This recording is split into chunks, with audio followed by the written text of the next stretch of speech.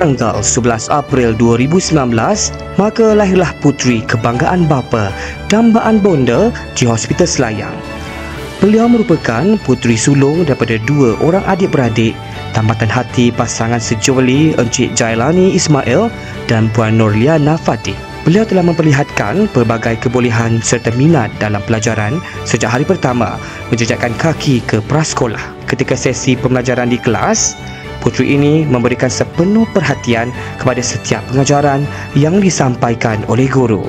Beliau juga sering terpilih untuk menjayakan persembahan ketika majlis rasmi kerana bakat dan keyakinannya. Kepribadian beliau yang sentiasa kemas dan mudah tersenyum sangat disenangi oleh rakan-rakan dan guru.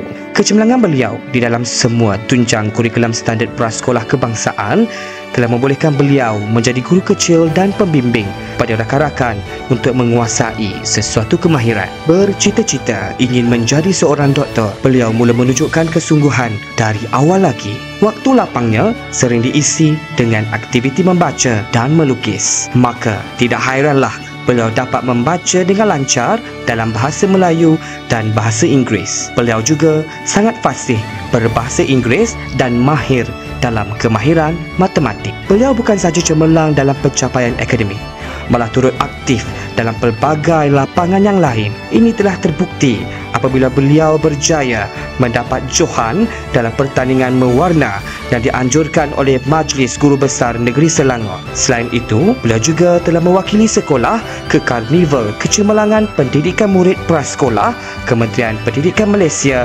peringkat Daerah Gombak 2025 dan berjaya mendapat tempat ketiga dalam pertandingan Smart Digital. Bak kata pujangga, asal benih yang baik jatuh ke laut menjadi pulau, jatuh ke tanah menjadi pohonan rendang. Berlandaskan kegigihan dan kecemerlangan yang telah ditonjolkan oleh beliau, maka pihak sekolah dengan bangganya menganugerahkan adik Tiara Ariana binti Jailani sebagai Tokoh Prasekolah 2025.